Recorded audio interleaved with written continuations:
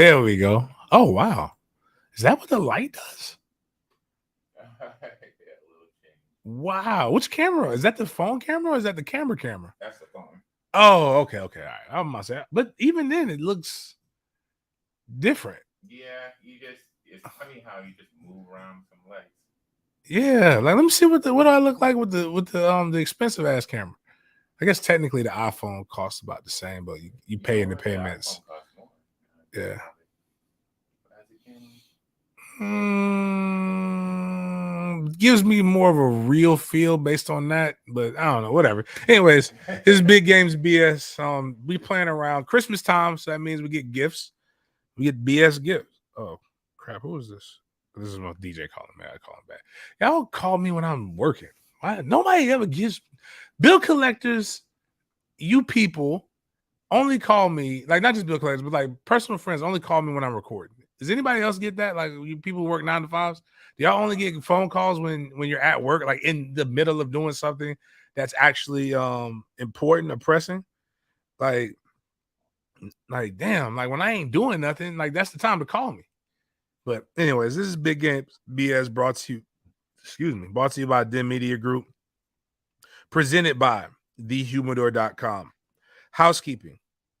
I need you guys to go and not just like or subscribe, but press the alert for the YouTube channel, Den Media Group, which is going to change, as well as my personal one, because we're going to start uploading content. And I think I'm going to keep the Twitter, the Periscope space, because that's kind of cool. I'm probably gonna delay the usage of putting it on Facebook because I can't share it like I want to on Facebook, or basically Facebook's blocking my growth. So like I know more people see it than what they give me views for. So I should have a 6,000-7,000 view per show on Facebook, but I'm not getting that. So I'm not happy with that. But YouTube is live anyway. And the live chat stuff does kind of keep in there. I just gotta click. I learned I gotta click live chat, Miles. There's a way to keep it on. When you view it on YouTube, there's an option to click live chat. It Oh, just okay. doesn't show. They don't store. Oh, that's my other computer. They don't store as the comments. They just store as the live chat. So like it's weird, but it works. But anyways, you're gonna have to consume this on YouTube or World Sports Broadcast Network. We'll give you more information about World Sports Broadcast Network here within the coming weeks. But trust me, it's going to change the way you consume sports media. And yeah, so that's my thing. And Miles, Chef Cheese says, I know your ass ain't walking around with a fucking bonnet on your head. Oh, oh my bad. I took a picture earlier. I woke up like this.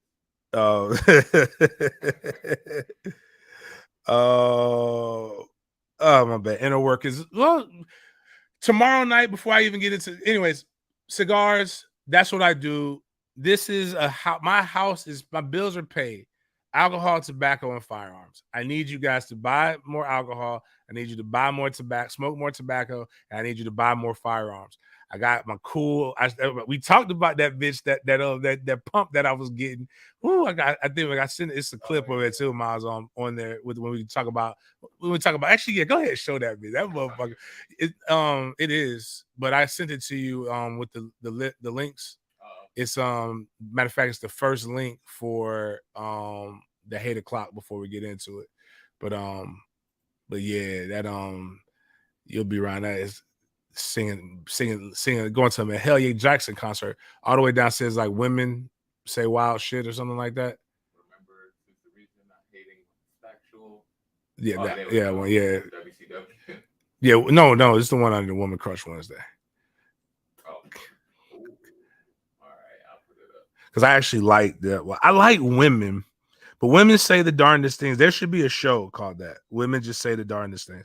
But anyways, before we get into all that, we're in to go to thehumidor.com, type in sports den at checkout. Buy your stuff, $50 free shipping. You're not gonna get it by Christmas, but one of the things you should do in the new year is smoke cigars.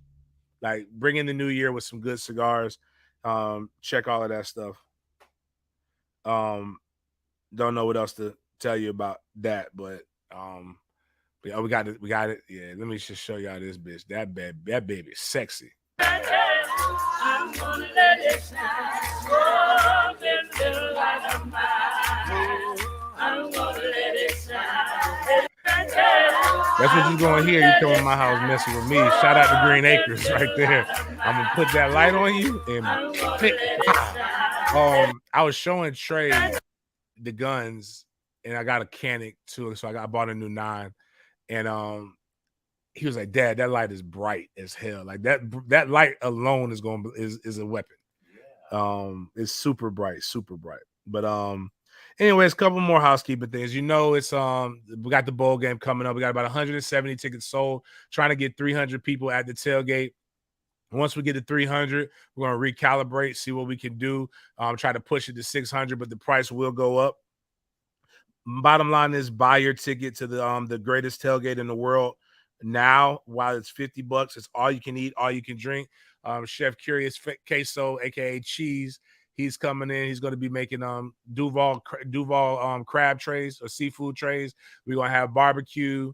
We're gonna have all kinds of different stuff. We're gonna probably have some Publix fried chicken and chicken tenders, and we're gonna have a lot. We're gonna hot dogs, hamburgers, brisket, everything that you could possibly need is going to be here. Like your tailgate, if you try to tailgate by yourself, it's going to cost you more. But this one, you're going to fellowship with some good Knowles, see some former players. We also have about 5 parking spots left. The parking spots are $150 each. So, handle that for me, and you'll be right there front row. But the goal is to make this a movie with my boy CJ Wilson with the Roll Up Network. So, we got that going on there.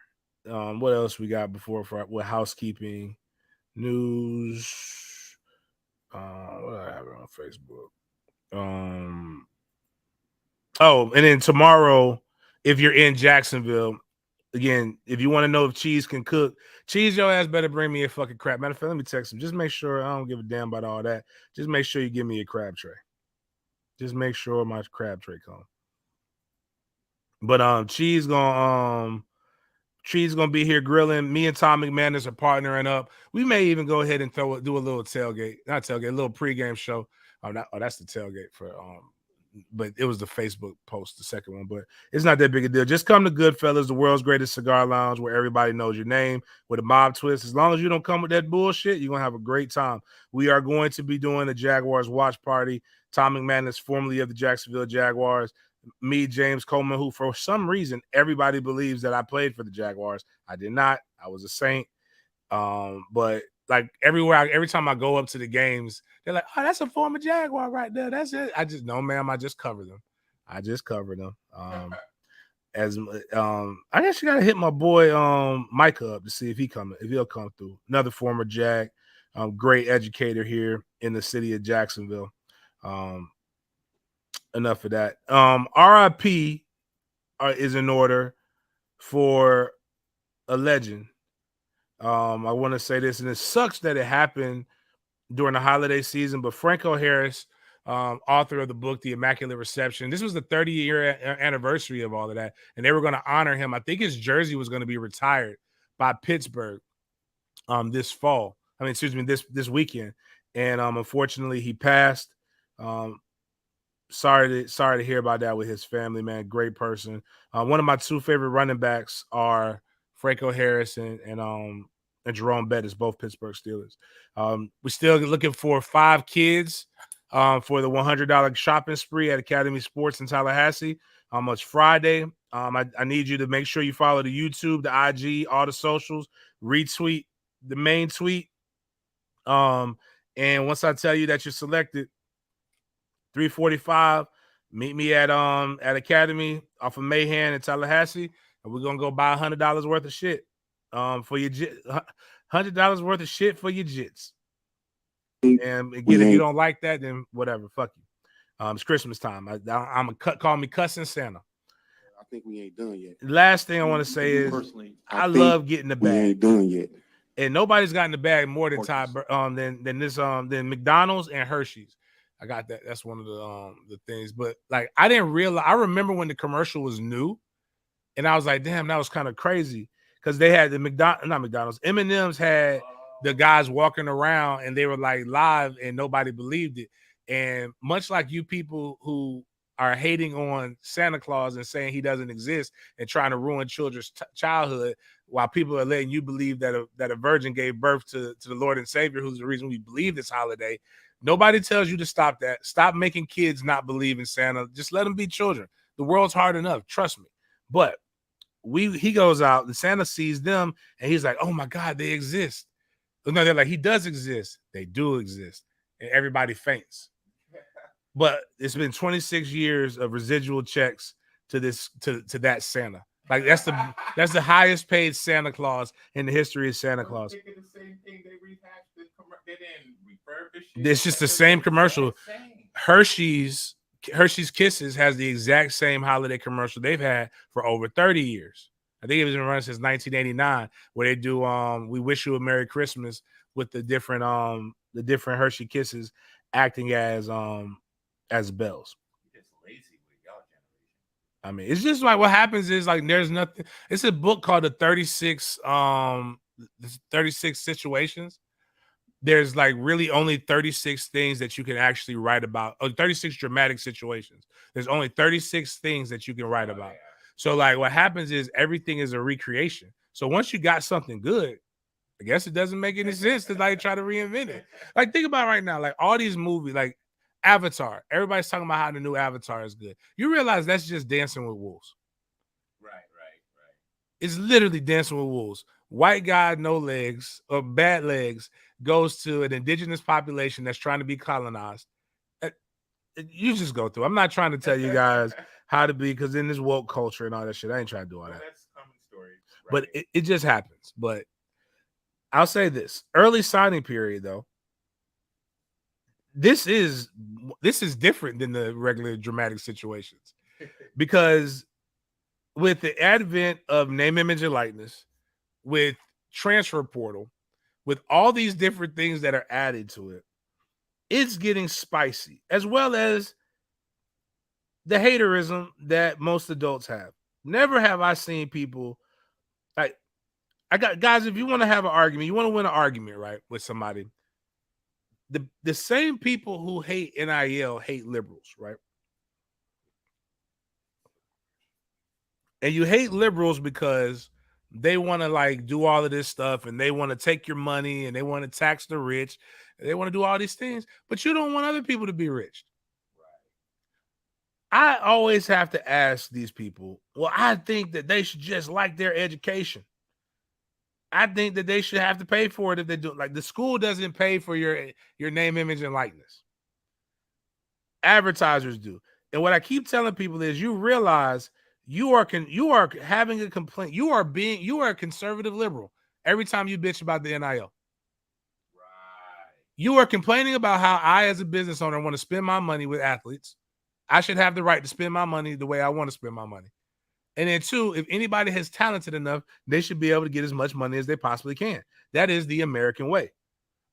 And conversely, you guys believe it's the straw man myth.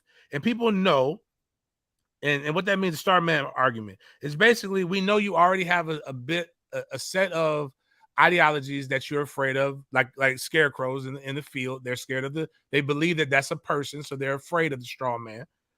And what you do is you make these arguments that aren't even remotely true, researchable, or just don't make sense. In particular, let's see, where we go. Which is the first one? So actually, before I even get into that, we'll get into the NIL talk. But I want to say this. Coach Norvell come out, and he said this last night. Tomorrow Stars was signed by FSU football. They come and shine. Recruiting success shows up on the field. Evaluate, develop, perform, and that's what happens here with Noel family. We are built for playmakers. The future is bright in Tallahassee. Shout out to Miguel Blanco. out here doing the Lord's work. We've had a lot of people start off with their commitments. And actually, if you go click, no, actually, they don't have the one who started it off bright and early. Actually, we got all of them on FSU's page. Like most of them have committed. Lamont Green Jr., aka Boots, was the first signing. 7 a.m., bro. Damn. 7 a.m. It's almost like if you've seen the show Power, and when Tariq started bucking back and said he wanted to get in the drug game like Ghost, and Ghost basically gave him an introduction to it, and he woke him up with a gun to his face. He said, "Wake up, sleepyhead. It's time to go." I think that's what OG Lamont did to Lamont Green Jr. to Boots. OG Lamont came in that bitch and put a gun to his face and said, "Hey, it's time to sign this paperwork. We're gonna fax it in."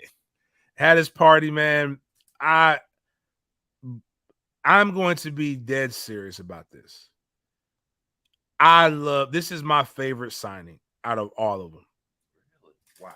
One, he's a good player. Two, he works really, really hard. Three, he's alumni. He's a legacy recruit. Like we've seen, like his dad Lamont played on the 99 championship teams and things like that.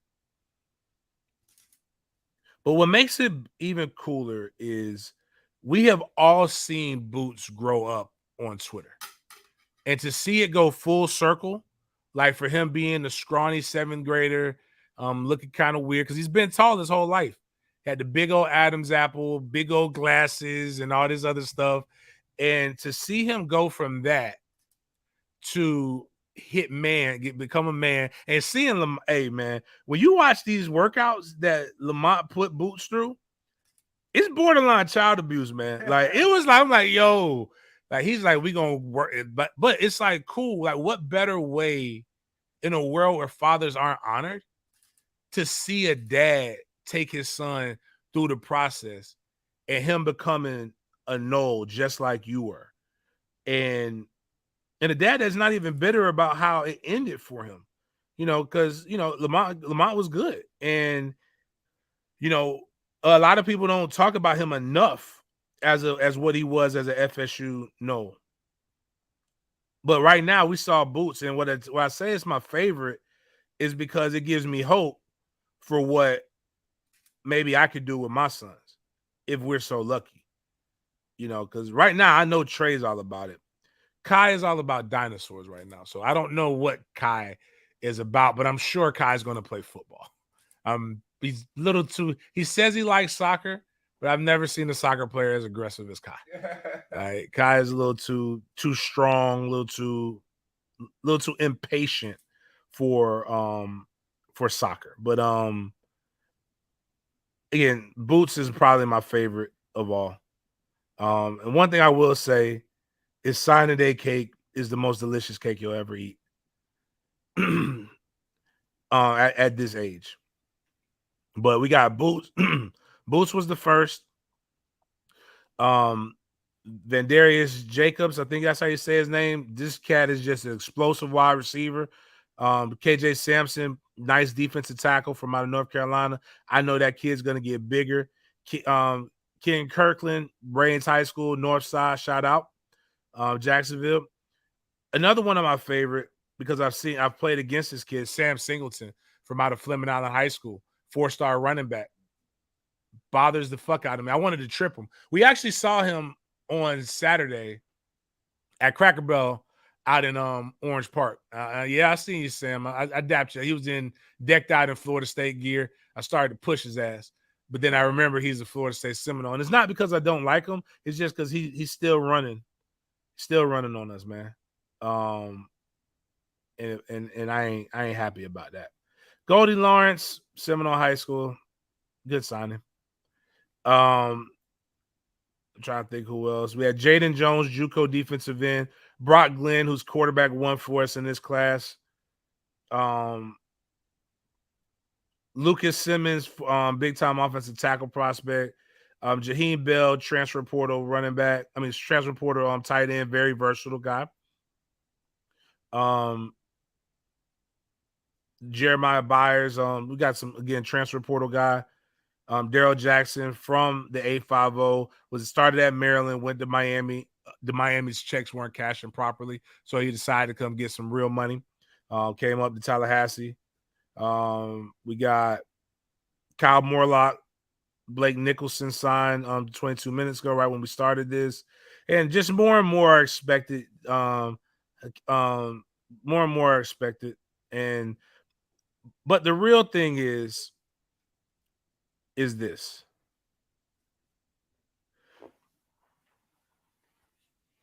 Is the drama that comes with National Signing Day. And people are going to attribute it to kids being selfish and playing games, but flips happen. Florida State wanted to flip this kid, Andy John, or Gene, however you say. He's Haitian. Got to be. He's going to the University of Miami, University of Florida, 4-star wide receiver, very good. Florida State had a chance. If Florida State would have flipped him, we would have been like, great. And Florida fans would have been like, this kid playing games, it was about the money, it was about a bag, it was about a check. Shit happens all the time. Right now we're in it for a kid named Conrad Hussey, who's a safety from out of down south, who's committed to Penn State. Florida State's trying to flip him. Flips happen. A lot of drama last night was happening along the lines of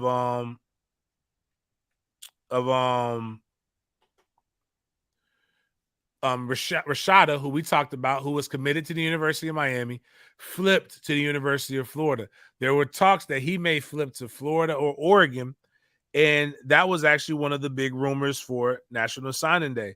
And Todd Berger put this out and said, my bad, not Todd Berger. Ugh, fucking up early. That coffee ain't hitting. Ari Wasserman said this. Got word there's going to be a big-time quarterback flipping tomorrow.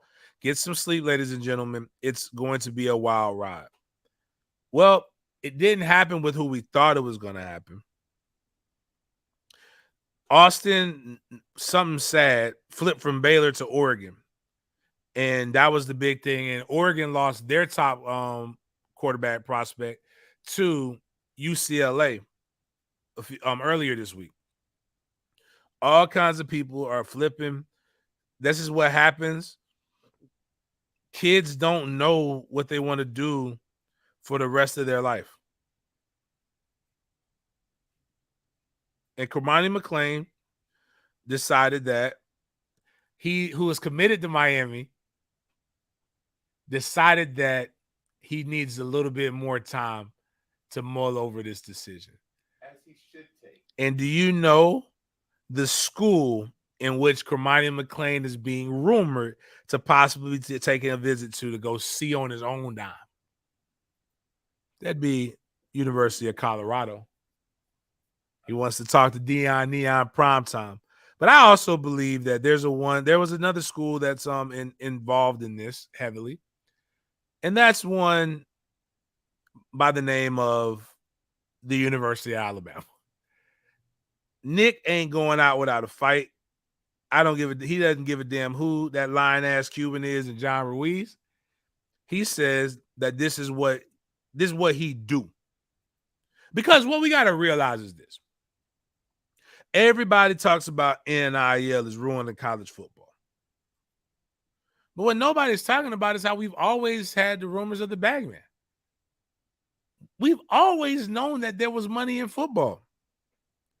It's just not the numbers that you guys are saying are egregious. It's ridiculous.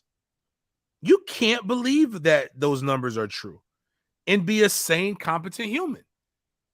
If you believe that some of these numbers that you're hearing are true and you're raising children or influencing children, I'm sorry for you. I feel sad because you believe in every conspiracy theory and none of the shits makes sense. I'm going to put in the words of my good friend who has one of the greatest podcast names and one of the best podcasts out right now. It's my boy Ricky. Ricky's been banned from Twitter as well as University of Miami football games, but still finds a way to continue to be active. He is at you. That's how I know Elon Musk not a real one.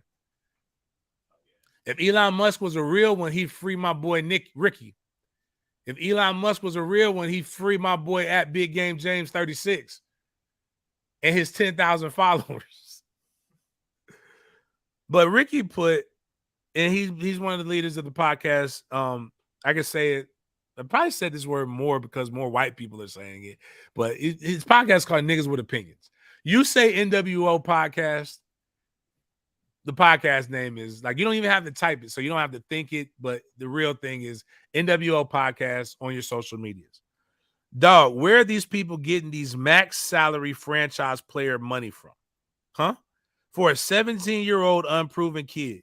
Do you realize how insane you be sounding on these boards after whiffs? Like every time somebody misses, oh, they're getting paid $2 million from here.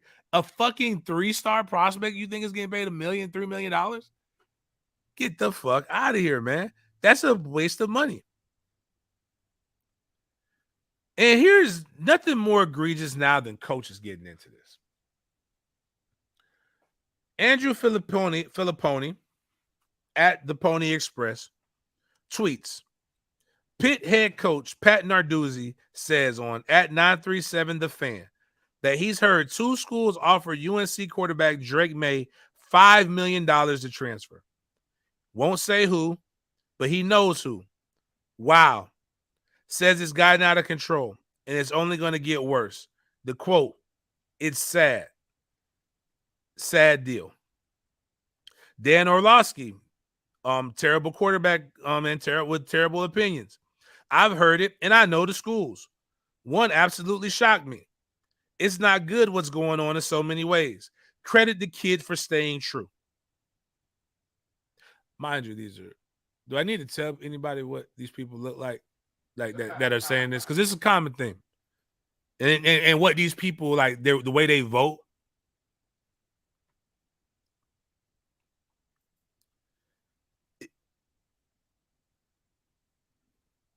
Here's my issue.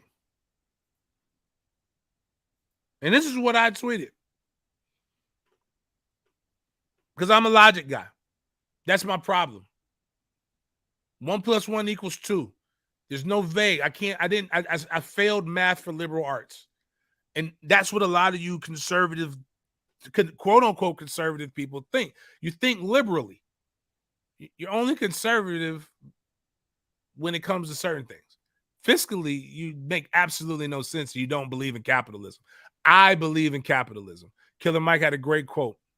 Somebody told him, said, Killer Mike, you're a leader. You would have been a leader anywhere. If you were born in China, you would have been a phenomenal communist. If you were born in another country, you would be a phenomenal this. You'll be a phenomenal socialist. You're in America.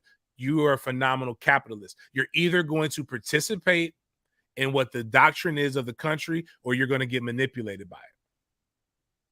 It is what it is. But I like to participate in capitalism as much as I can and help other people. I'm not a hater. I don't hate that.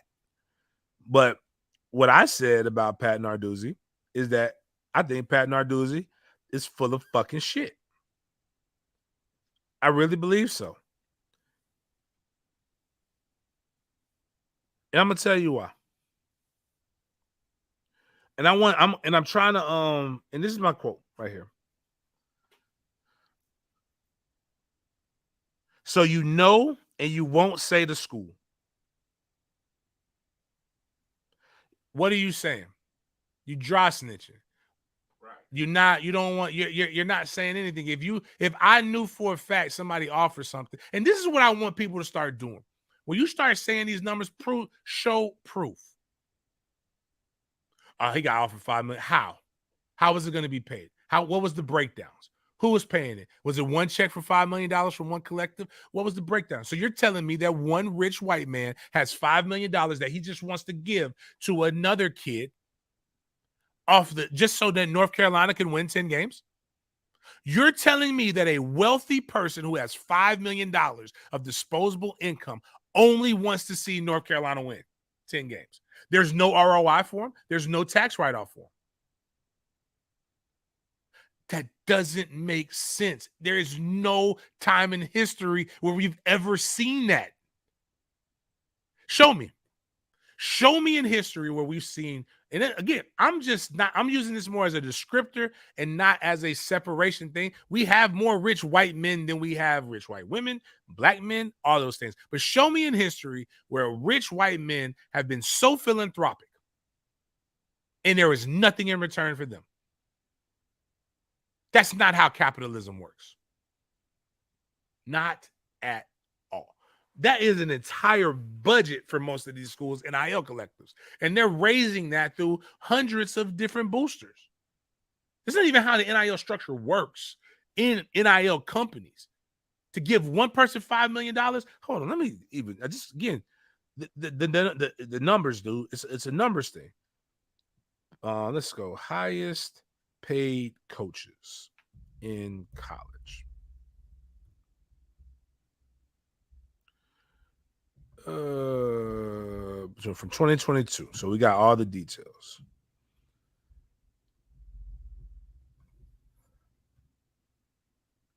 Let's see, they have the ranking. What's James Franklin get? No, they don't have that. Just goes with top 13. Let's go. All right, here we go. Itemized list. All right. Here we go. So 5 million, right? That's what Narduzzi said.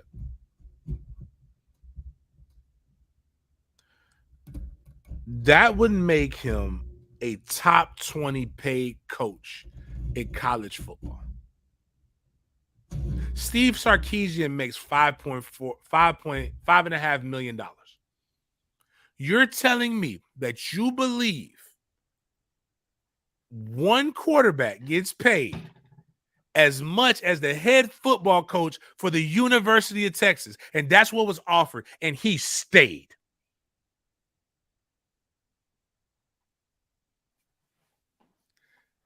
You believe in Santa Claus, don't you? You believe in that. You believe a fat white man is sliding down chimneys and putting them gifts under there.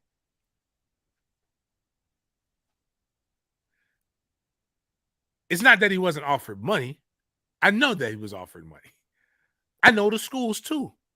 But I know it wasn't $5 million because I know the people who are in the collectives that offered him the deal. And I also know that those schools didn't try to poach him. Drake May's people called to strong arm North Carolina. So that's the truth of it. But $5 million is egregious. Some of these numbers that you guys are just pulling out are just pulling out numbers out of your ass. The pros don't. The pros have less players that are highly skilled, that are more highly skilled and valued, and they don't get these kind of deals. When the average NIL deal is $200, I can't read that. I said I'm a conservative, and I'm for this. College football is the second highest profitable industry in the USA, and only to the NFL let these kids collect. Amen. And thrive. You're a real conservative. You are a real capitalist. Unfortunately, a lot of people are. It's like the same person looks this like is the one crying about it.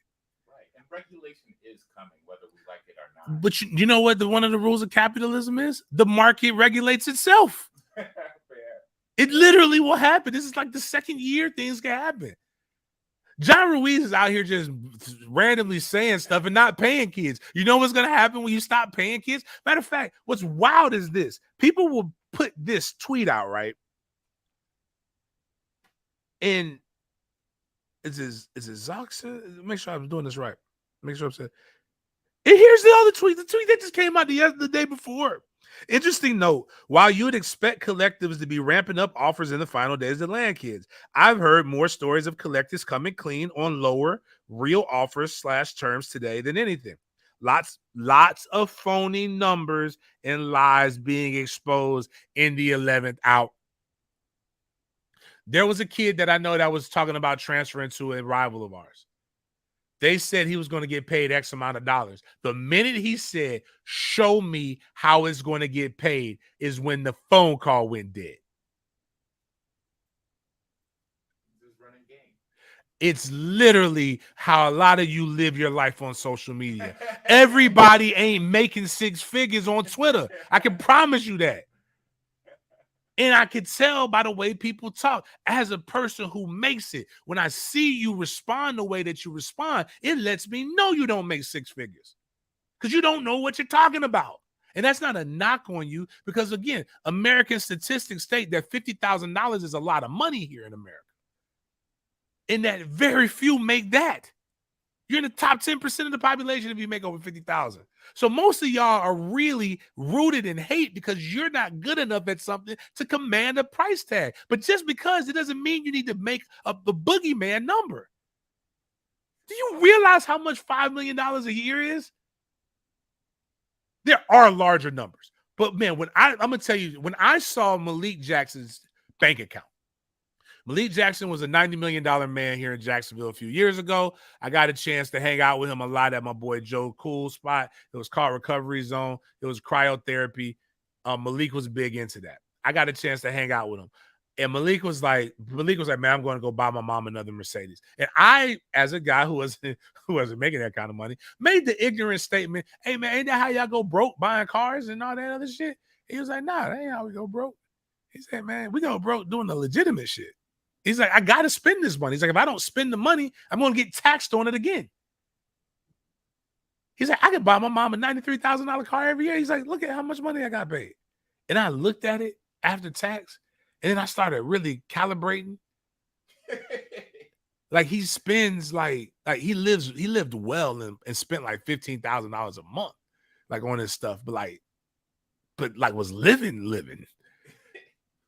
And still had a lot of money saved. It's like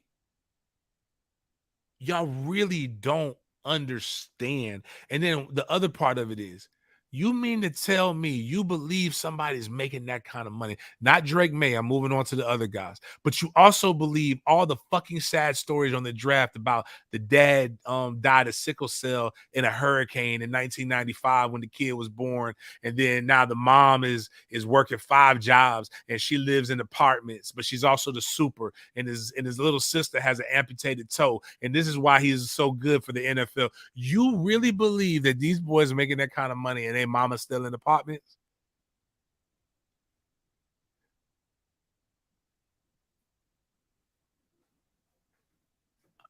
I'm just saying, guys, like some of the shit just don't make sense. These kids are begging. Some of these kids, I can't challenge me on this. Tell me who your favorite player is that you want to see interview, right? I'm going to offer them $125 to come on and do my show. Or we could crowdfund. We can do whatever. I can say, hey guys, deposit this much, whatever we raise, whether it's $50, it'll be a minimum of $75. We will put the kid on an interview. If we raise this much money, we will do this. You know what the kid's going to do? They are going to bend over backwards to come here and interview. You know why? Because they're not making any money. Do you know what people like? You've heard me talk about myself before. I remember when Bobby, comedian, he's doing good. I like what Bobby's doing, and I didn't mean it as disrespect. It was just something I was trying to show him the game and how he can get to that level one day. And then I remember I've been doing this for a minute too.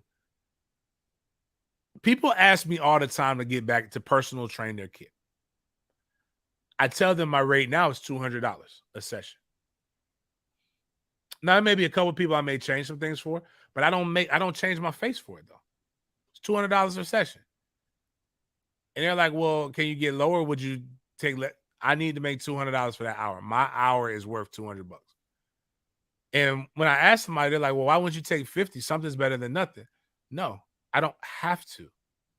I'm not getting out of my bed for less than $200 for that hour. Period. And I don't make $5 million. But what I can say is if you were making that kind of bread, you would not be bending over backwards to be trying to do these deals. Travis Hunter said it the best. If I got $1 million from Jackson State, why is my mom still living in that apartment?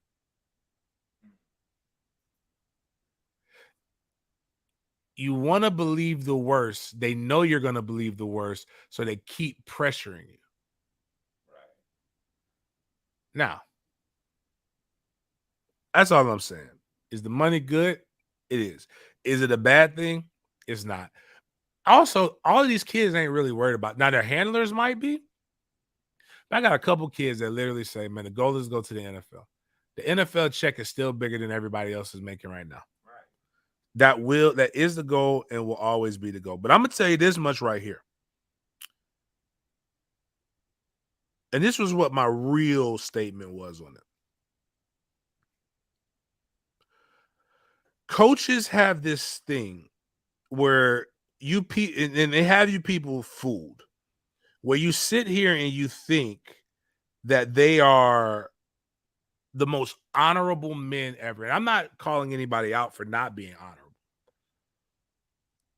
But like you view them like they're gods or they're ministers or they're like people of the cloth. If the University of Florida offers Trey Coleman $5 million, that's the one school my son cannot go to and not lose his inheritance. If they offer him $5 million, do you know where the fuck my son is going? To the University of motherfucking Florida. Do not pass. Was it pass go? Like fast. I'll call Kerwin Bell and say, "Hey, Coach Bell, what's the name of that fried chicken place you had me go to last time I went there over a decade ago?" I tell him to call this. I call Hova. Like, Hova, man, where should I buy some property in Gainesville to move down here? I call his uncle Juice and say, Juice, we need some soul food spots, man. I need to know where I can get some food at and all this stuff. We will be at the University of Florida quick, fast, in a fucking hurry. Anybody who tells that kid, Drake May, who got offered $5 million that he needed to stay in North Carolina, is committing child abuse. And people who say, "Oh, well, he was going to be a first-round pick anyway." Well, bitch, he ain't making $5 million right now, though. And he's going to be a first-round pick if he transfer. He's just going to be a first-round pick with $5 million in his pocket. It doesn't make any sense. $5 million is a lot of money, dog. You taking $5 million motherfucking dollars, dog. Ain't nobody that honorable. You know how I know coach is full of shit? I don't even know if Coach Narduzzi don't make $5 million. If this school offered him $5 million, you know what he doing? Peace, Pittsburgh. It's been real. See y'all later. Y'all got to stop this shit, man. NIL is here to stay. NIL is not scary. NIL is not a boogeyman. Chill out, guys. Just chill the fuck out. On that note, I do want to say what is something that we should be worried about and what is something that isn't fair is how we treat our troops. I happen to somebody put a tweet out. I don't like Big Game. He mixes politics and sports too much. And I'm like, well, when has politics and sports never been mixed? It's always been there. The most iconic civil rights hero. And if I get my money, I'm going to write this. I'm going to make this script, the documentary. My favorite civil rights hero. They don't teach about this in school. This is some CRT for your ass. They don't want you to know this, people. It ain't Martin Luther King. It ain't Malcolm X. It ain't Medgar Evers. It ain't Marcus Garvey. Those aren't the leaders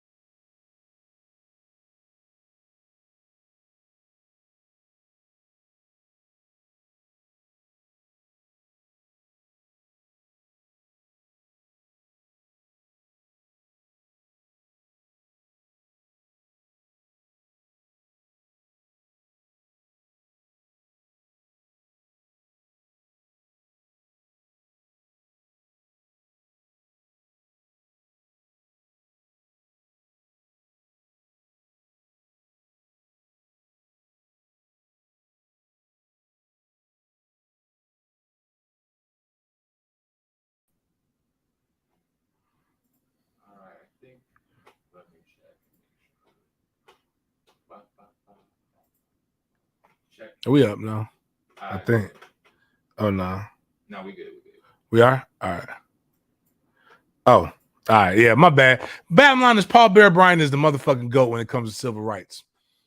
And I'm gonna write something about that when it's all done. But shit, I even forgot my train of thought on all. Oh, military, politics, sports. Exos put up a thing, and there's this thing right now. People go to the service academies, which I think is really, really dope. But I think if you outperform your contract, there's no better way to serve our country and show how great of an opportunity being in the military is than having guys who served or who are former cadets be able to play in the NFL. Like, there's all kinds of things you can do because basically it's the service academies are ROTCs. So you get in there, you have to dedicate 6 years. But like, why not? But you can also do 2 years as a master's, and you can do it a David master's and be a GA. David Robinson served this 2 years and then went and did recruiting, which they could basically put you in a recruiting role. Every state has brigade that an NFL is in. So like, let's say he gets drafted by the Jaguars. Jack's recruiting battalion put him right there. I deal with them all. Tampa. Jack's Brigade, Tampa Brigade. You got Miami. You got all these 3 places that he can get into if he gets drafted by a Florida team. Atlanta's covered by there's Atlanta Brigade. There's Riley, which will cover your Charlotte thing. Your Charlotte. There's basically everywhere you could go. There is a brigade that he can fall into and report to and be able to serve his commitment to the Army. But it says Army cadets' NFL dreams may be dashed by a new bill. Andre Carter II is a top NFL prospect. An amendment to the National Defense Authorization Act passed by the Senate last week and expected to be signed by Biden would prohibit service academy cadets from obtaining employment, including a professional athlete, until they have completed their service obligation. Army graduates, West Point grads, they have to have 5 years of active duty or 3 years in the reserves, though they can apply for an alternative service option after 2 years. Now, 4.5 reversed this in 2019 that allowed athletes in the Army, Navy, and Air Force to apply for a waiver to delay their service requirement. He's 6'7" linebacker, and he's currently the number 22 prospect on Mel Kiper's big board. The Army hasn't had a player drafted in the first round since 1947. Jeff Monken is talking about how it's not fair. The person who pushed this, Representative Mike Gallagher, Miles, you want to take a guess of what his political affiliation is? Republican. Is a U.S. Marine who introduced the amendment, and he explains why he pushed the change. When a midshipman or a cadet opts to put off their service obligation to pursue a career as a professional athlete, it means they removed an opportunity from an individual who is committed to carrying out their service obligation immediately following graduation. Now, he does want to put stuff in to grandfather current athletes that into the rule. There are currently 4 Army grads in the NFL: Cole Christensen, Brett Toth, Elijah Riley, John Radigan. It's like, it's so stupid, some of the things that y'all do. This is why you can't vote blindly.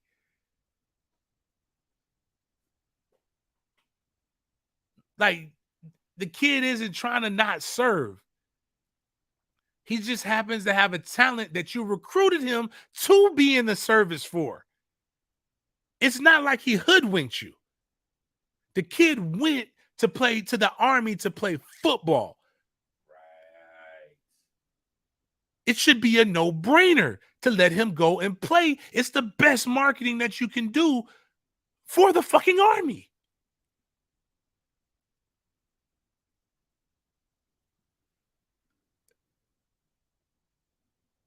I don't understand how people can be one way and talk so proudly but hate capitalism.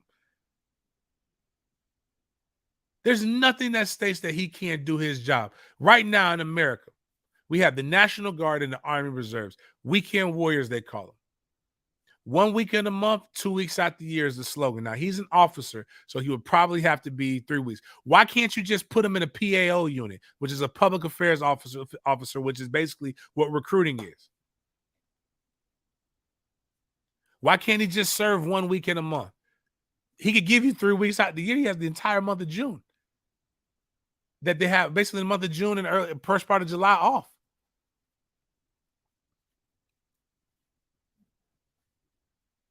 It's amazing the things that we care about over the things that we don't, that we truly don't give a fuck about. You really don't give a fuck about these players and how much they're getting paid. You're mad that you can't do it. And then this guy is not really giving a fuck about the cadets who didn't get in. You know how hard the crazy part is? It is fucking easier. I want you to understand this. It is easier to get into Harvard or Yale or Princeton than it is to get into the service academies.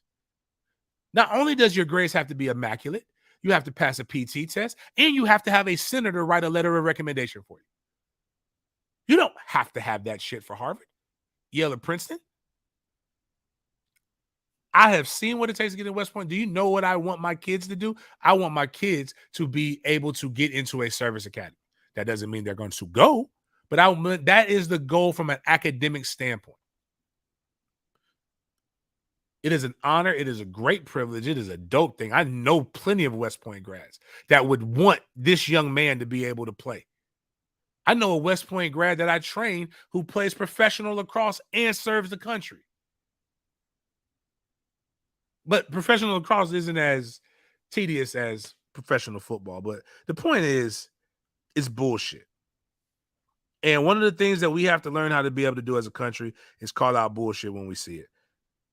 We also got to be able to give praise when we see things. I am a literal fan of Cara Lawson. Cara Lawson is the head women's basketball coach of Duke. And here's what I believe. Like, when you see people who are just really, really good coaches, it transcends whether they're female or male. Like, there's a woman here, Sheila Pinnock, Coach Pinnock. She used to be the basketball coach of the Reebok girls basketball team. Studs. Coach Pinnock is that one. When she comes in, it is a command presence. As a woman, it's the Woman Crush Wednesday thing. It's a command presence that she has. But Coach Lawson has said some things that I've seen, and it's just like she could. I'm gonna go buy some merch. Handle Hard Better is her merch. Is her merch that she sells. I hope she gets paid a lot because she's dope. But I watched this and it was like, damn, it was good, and it reminded me of a convo me and my sister had. But here are the things that she has as coaches in life, and this is my Woman Crush Wednesday right here. Go ahead, push play on that. What you're trying to convince the players is, and trying to teach them, not convince, but teach them that there's not an ebb and flow in terms of your focus and your discipline and your work ethic. I don't believe in an ebb and flow in that. Like, that is solid daily. And too often, result changes those things for us and makes that an ebb and flow. Oh, we lost, or oh, I'm not playing well right now, so I'm just going to chalk it up to being a bad day. Well, you just conceded something really valuable. You just wasted a day because you conceded that. You didn't have to concede that. You just did. Right. And so what we're trying to teach them, but in particular the freshmen, but all of them, you would hope as a sophomore, junior, senior, they get better at this, is there's certain characteristics and things that should not have an ebb and a flow. You should never have an ebb and a flow. You are there, you're focused, you're disciplined, you're working hard. All of that is consistent. And then you have to understand that in the game of life, there is an ebb and flow to result and an ebb and flow to production. That is natural. That is natural. You know, I've said this before, like, preparation doesn't guarantee a result, it guarantees growth. So if you think because you prepared for something that entitles you to a result, then you're going to be disappointed in life. You know, studying for a test doesn't entitle you to get an A. You know, I studied for some test, I didn't get A's, and I worked really hard. preparing for a game doesn't entitle you to win it. If that's the case and both teams prepared, then both teams should win it. So it never entitles you to that. And that's really important. That's a really important life concept to understand. And that's what we try to get our young players to understand. Sometimes the focus wanes. What we find in freshmen is sometimes there's more ebb and flow than there needs to be in those critical areas, the focus, the discipline, the work ethic. And so we're trying to get them to do that. And if we can get them to do that, then they will see much more consistency of result and of production. What you're trying to I think that's, again, just so logical, so dope. I have to say that to balance out what I'm about to go to now. So when I see it, it's great. But when I, in a world where it's not just women, but men and women say stupid shit, but like the back and forth with some of the conversations that I see are just dumb. And that brings you to my Hater Clock. My Hater Clock brought to you by Green Acre Sporting Goods. Just go ahead and show that. Show them a Christmas gift from Green Acre Sporting Goods again. Like that, the pump shotty. Call it Justice or something like that. I don't know. It's if you go down to right under Woman Crush Wednesday, the group of stuff, the first one. So like it's just it's spiritual, the way that some of this stuff is, and I can understand why people like guns. But go get there. One of the things you should do is give somebody the gift of 2A. Be an American. They have gun safety classes. Have great deals. If you tell them Sports Den sent you or Big Game sent you, they're gonna make sure you get hooked up with some bullets and things like that. Great prices. Z and them will not let you leave out of there with something that you don't need. They're very knowledgeable. They also sell bows and arrows, all kinds of outdoor equipment, fishing equipment, boats, safes, cases. I'm looking at on his YouTubes and IGs, and people really look at. One thing I don't understand is people who get into these situations where they feel like they have to keep practicing what would happen in a bad event. I'm not saying don't be prepared, but what I'm saying is if you're standing around in your kitchen, you're just and you got your purse on, and you're like, or you got a bra, you have your bra, and you pop it out, pop a gun out your titties, and just like I don't want to be around you. I don't want to go in areas where you're around because, like, obviously you're going to sketchy places.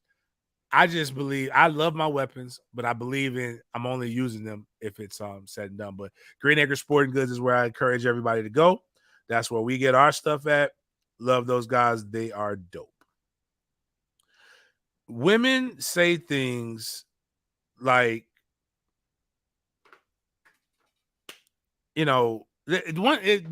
women gonna challenge you on three things if you have any kind of simple disagreement with them. They're gonna call you gay, they're gonna challenge your manhood, and then they're gonna call you broke. It never fails. It's always those three things and again, I'm not talking to you specifically, lady. I'm talking as a generality. You know what your friends are, and you probably have done it. Hell, last week, City Boys got some points because Puffy now has at damn near 60 has another kid. And he was dating JT, and JT put him on the show and all this other stuff. And now, JT had all these different things. And Diddy, not only does he have a different woman pregnant, he's also got a new girlfriend. He still has JT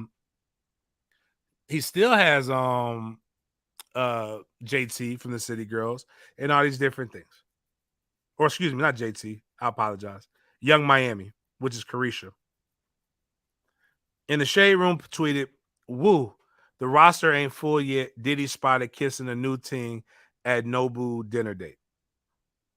And of course, a woman comes out and says this: "If you need 5 women to fulfill you, women aren't your cup of tea. Only in a woman's head can a heterosexual thing become homophobic. If you need 5 women, then obviously you're gay." Is basically what she's saying. Like the whole concept of heterosexuality is man, woman, woman, man. Homosexuality is man, man, or woman, woman. It's like they always have to go to this. And it's not just that. That was just one of the many things, and like one of the things. And I've always stated this, that there is nobody more homophobic than a black woman. I've had all kinds of discussions. Would you be with a man? A man will be with a woman if she's been with another woman.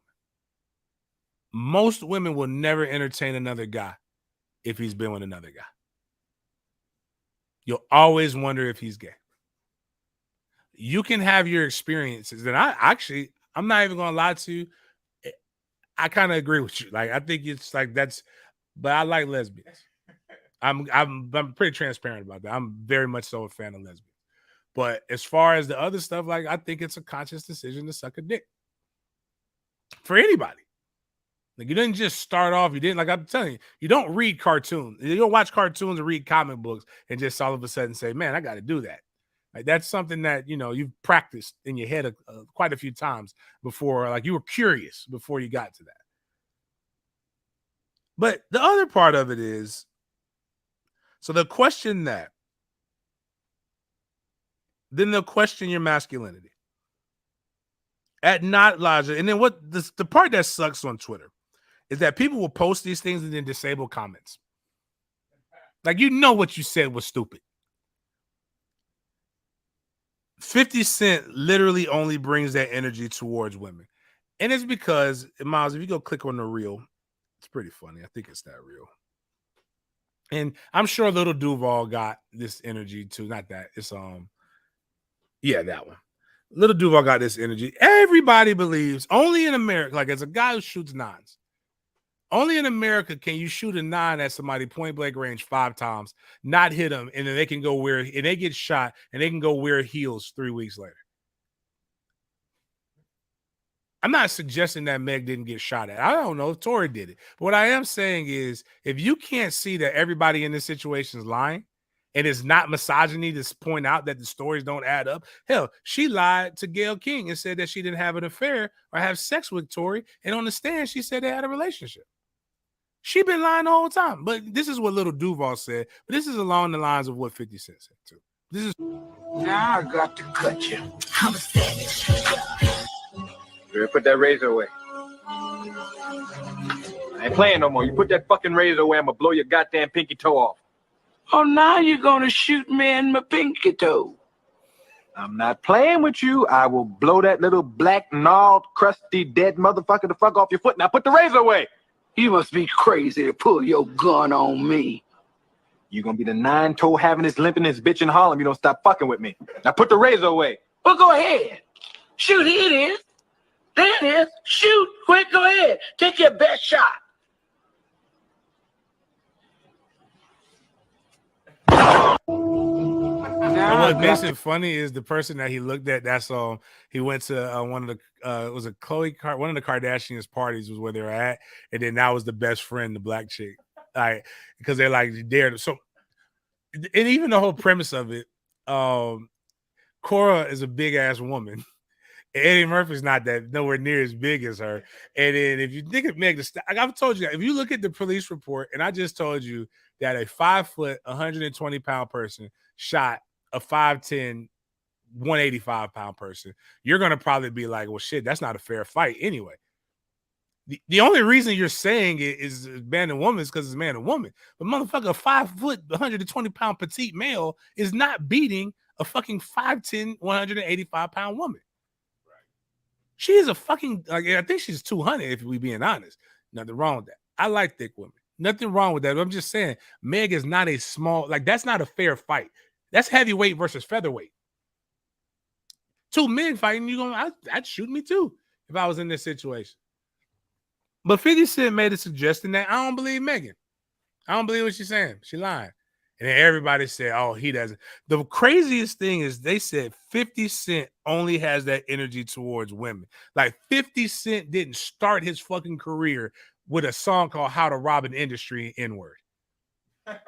Like 50 Cent didn't literally go to war didn't get shot 9 times by noted drug dealer Supreme because he wouldn't back down to Supreme.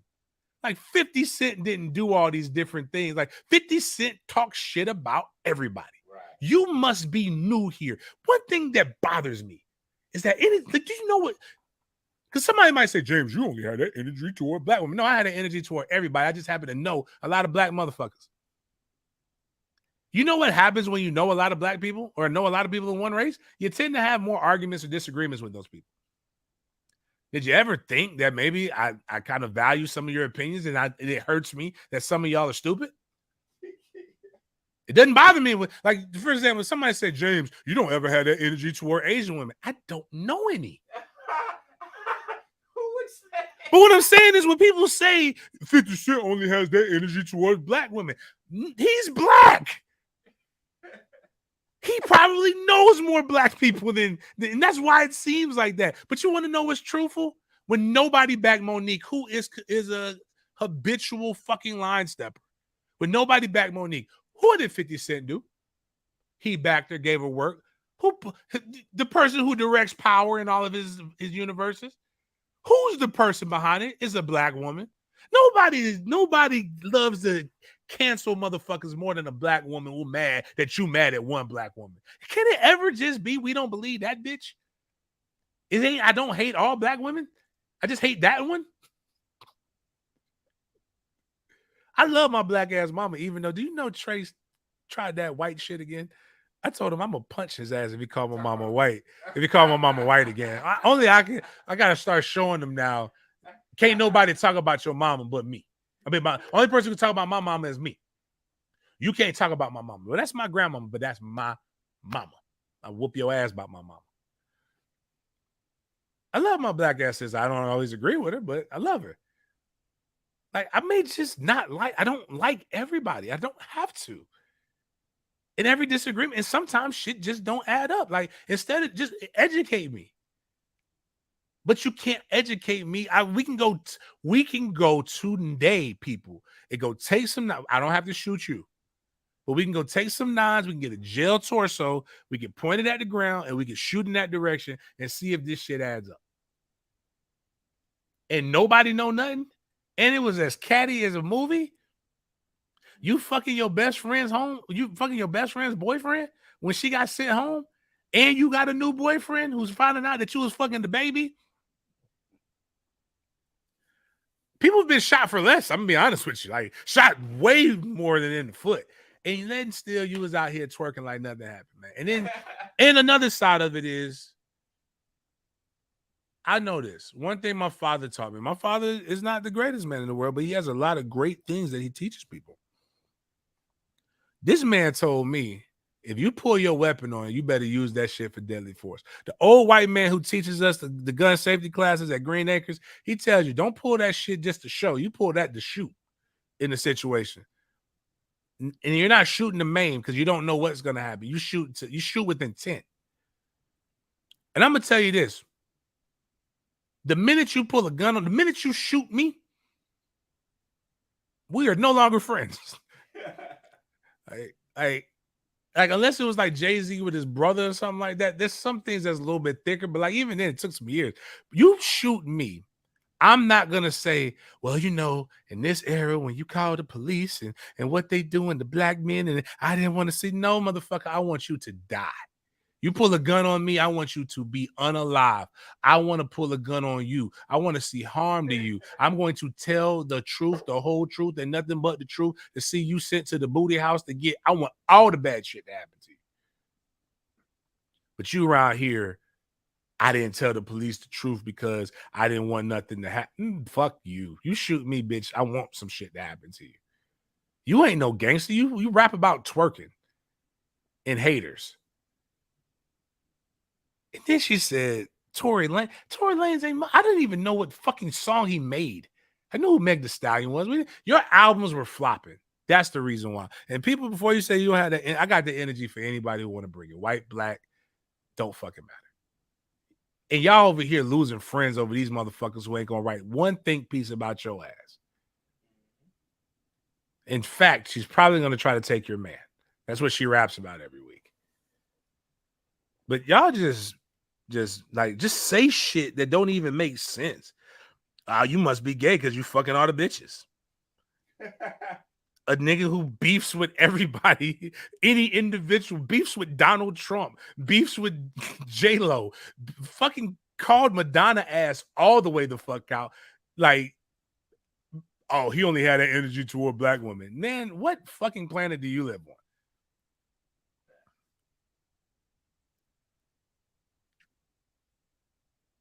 I just think it's funny. But lastly, to end all of this, Alpha Male Clinic here. Start the new year. Give somebody the gift of fitness and the gift of health. Like, you got to go out here and just. I'm just gonna tell you, like, if your thing ain't working, man, stop taking these pills, man. We don't know what the hell's gonna happen with these gas station pills, man. I'm here to tell you, there's other options. I think every male should be able to go start getting your blood work done and checking your hormones. There's other things that they can find in that to make sure that you live longer. Like, I don't know what these people are talking about. Without the introduction of modern medicine, before the introduction of modern medicine, do you realize what the average lifespan was of a human? 35. Our average lifespan now is about 75, 80. There are elixirs and shit that you probably should be taking, but guys, there are some things that we do need to just see a doctor for. You can't Sebi your way out of everything. I can promise you that, guys. And I'm not saying that to pick on anybody who's holistic, but what we have with Dr. Holdhouse and the crew over here at Alpha Male Clinic, they're going to try to find a balance, because there's some things that you might need drugs to be able to jumpstart what you have and then get going further. But I have never seen a more diabolical hater than Isaiah Thomas. Isaiah Thomas is a solid, like one of the most solid haters that you can think of. And I'm for it. And I want to just ask people, is it really, like, it's more of an observation. I don't really think it's hatred when there's actual tangible facts. And now I got to go find out what happened with that mouse. Oh. Damn, that fucked me up right there. Now that I can't even send you the. Oh, like, one, if anybody should be, I put like this is what I said. I'm not even gonna cap. Zeke is an elite hater, but he has points on the Pivot podcast. Zeke went on the Pivot podcast, and you got to go listen to it. It's actually very, very good. He's intriguing. He draws you in. You learn a little bit more about him and his upbringing. But he talks about what everybody's been trying to say, like his relationship with Michael Jordan and what he feels his place in history, in basketball history, is, and why he feels he's been slept on. But there's a couple clips that I saw that really make you want to go check it out even more. But let's listen to this first one. A documentary of a guy being an asshole to everybody. Oh, we got to check it out. But then call me an asshole, and I ain't been nothing but nice to this dude. Now, this real talk. Go back and document it. You can go back on the west side of Chicago. I ain't talking about Michigan Avenue where they used to kick me off for shining shoes. I couldn't shine shoes on Michigan Avenue. I couldn't shine shoes on Rush Street. They kicked me out of there. On the west side of Chicago, that's where I'm from. Okay?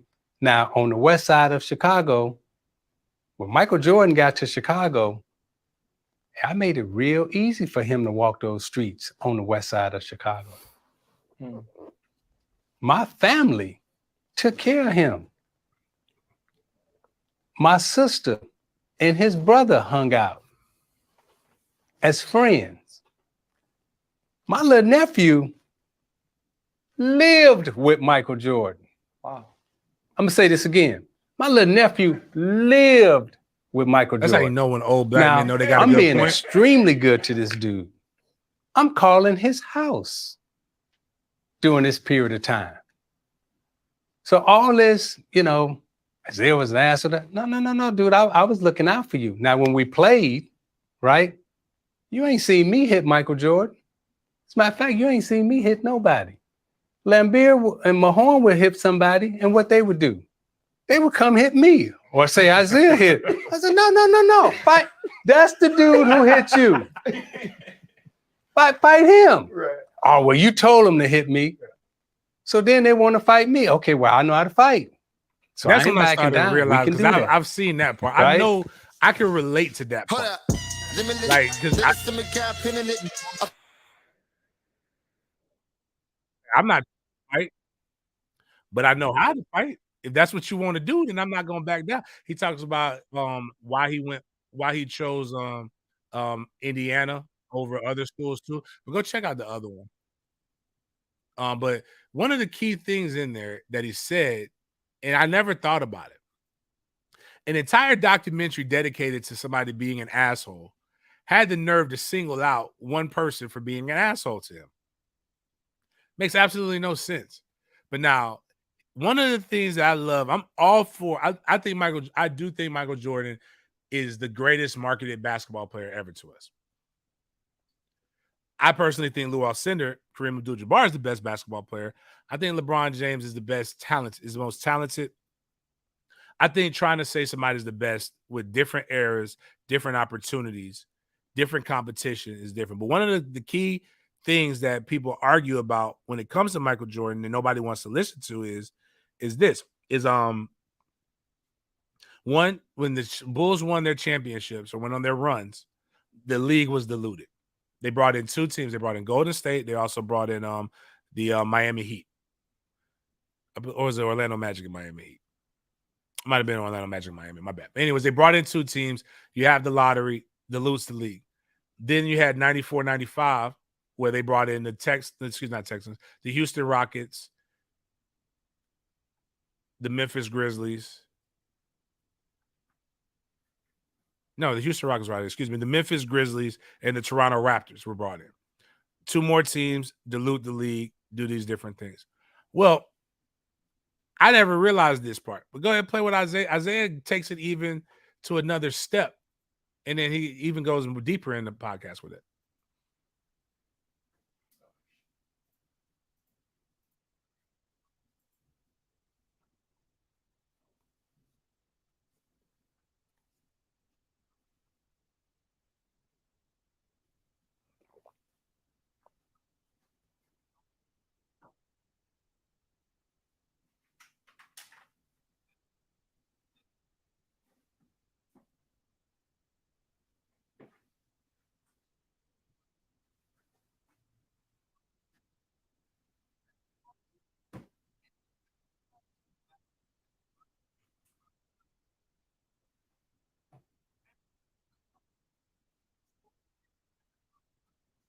And again, he's just coming in and he's just like, yo, even their whole team, Gary was this, even their whole team was a part of us.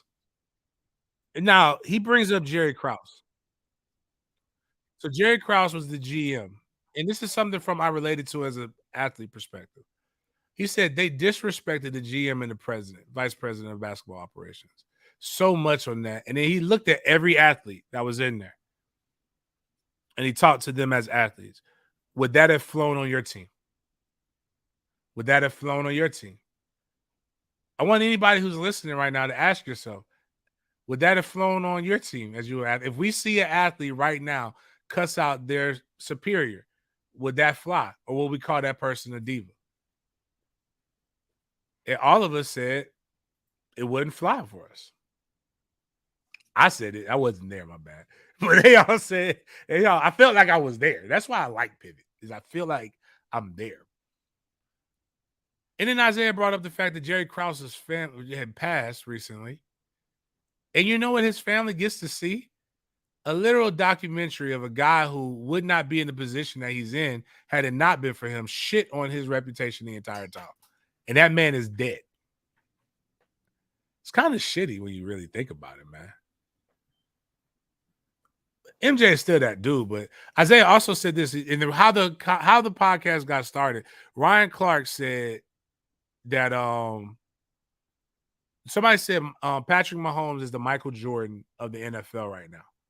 And then somebody stated that, well, Ryan Clark said Pat Mahomes has Joe Burrow. Michael Jordan never had a Joe Burrow. He never had an equal. And Isaiah Thomas texted him. He said, look what happened before they went on the championship run. Michael Jordan never beat me in a finals. He never beat me in a situation where it mattered. And he was like, I was that to Michael Jordan. So Michael Jordan did have, and sometimes we do disrespect a little bit of the legends, but I do think it's still funny. It was some elite hatred, some elite level hating going on. And it's just crazy. But on that note, I want y'all to change your mentality on hating. The other thing, I want you to remember that the reason for the season. I see people say it started off when I had a friend who had a tweet in good taste, and somebody they retweeted it, and it said, "Stop telling your children that Santa Claus bought them an iPad because there are poor kids who believe in Santa as well, and that Santa's not buying them that, and they don't want to think that Santa doesn't love them." And I stated this as a guy who gives gifts for grades to disadvantaged kids. I've seen what their Christmas lists are. You know what's not on the fucking Christmas list? iPads. It broke my heart when a kid they wanted blankets, man. It really fucked me up. It hurt my heart. And what I thought about was, and then I saw somebody else post, I'm not letting my kids believe in Santa. I don't want them to believe that a fat white man gave them the gifts that I worked hard for. I've heard that before. My father did that for my sister. I believe children's best quality is their imaginations and their belief in the invisible and the impossible. I think the longer you hold that, the better life is for you, the better quality of life you have. There's no reason to bust somebody's bubble. What I'll say is this, though. And I make the joke, like, you know, I don't care what your religion is or what you believe. I know phenomenal people of all belief systems. And I just say it jokingly, like, we let you believe that a virgin was visited by two angels and she became pregnant, and we don't bother you about it. Let these children believe in Santa Claus. But what it comes down to is this. We have financial trauma in the United States. Will Smith, who was famous before he slapped Chris Rock, had a quote, "We buy a lot of shit to impress a lot of people that we don't even really like." I want you to, like, actually, before I get into that, push the first one, the first IG thing. This is what y'all sound like when y'all do this Santa Claus shit. Like, this is funny. I thought this was funny. And I do feel for black women who have to deal with this kind of shit. But a lot of y'all too. This is why I tell you, when you're too woke, you need to go take a nap. That's what I do. Like, you're tired, your eyes start itching. But go ahead, push play. Nah. I don't celebrate Christmas. See, what you don't understand is black people, we were in the North Pole first. The elves were black, and they made toys for African children whose fathers were on child support. And child support was created to destroy the black man. And then the white man came, Santa, to enslave the elves and make them make toys for white children. The naughty and nice list, nah, it was the nigga list first, not naughty. And ho is him talking to black women. See, that's why my kids don't get Christmas gifts from me. All my baby mama's white though. But anyway, I'm glad you don't wear weave. So, That's what some of y'all sound like, man. When y'all be on, you're like, I celebrate foolishness. We celebrate everything. I need a Jewish person to walk me through Hanukkah. I like getting gifts. Actually, we do. What is that sock shit we do, boss? Yeah, we do like 15 days, something like this. The Advent calendar. We do an Advent calendar. People are like, why we got to have Kwanzaa? Why we got to have Black Christmas? Because we want to celebrate. Historically speaking, this is a pagan holiday. Even if you believe in the narrative, right? Based upon what's in the scriptures, the birth happened in spring. It did not happen during this time. The problem is when Constantine wanted to be able to make sure that he had a religion to unify the Romans, he put here, but a lot of the pagans, when they went over there and was fucking with the British people, they believed in Festivus. So they took this right here, and I may be having some of the dates wrong, but whatever, or some of the names wrong, but they took this and they adapted the Christian Bible to this right here so that they can get the pagans on board. You know who also did that? When the Romans, when they had their mythos, that's why it's so close to Greek mythology. That's why it's so close to Egyptology. That's why a lot of these things have parallels that you just have never. They always talk about it as a journey, but none of you guys journey and study anything outside of what was given to you in canon. So you have nothing to compare it to. That's too uncomfortable. But what I'm saying is, just be happy that somebody wants to celebrate something. Like, I don't care what it is, man. I like Easter's becoming more of a celebration to me, and that's a holiday not celebrating Christ is risen. That's a celebration for pagans wanting to fucking have babies. I'm sorry. Like, again, this is why I'm sorry nobody has really sat down and told you a lot of the dates with this stuff, man. But it's a book. Like, if you pick up a fucking book, but I'm not here to burst your bubble. I want you to believe in that shit too, but I want y'all to leave these kids. But the real reason is we have financial trauma. And a lot of you guys are struggling to buy shit for your kids because you think that's what's going to make them love you more. If you don't have it, you don't have it. I actually wish my family would stop buying my kids so much shit.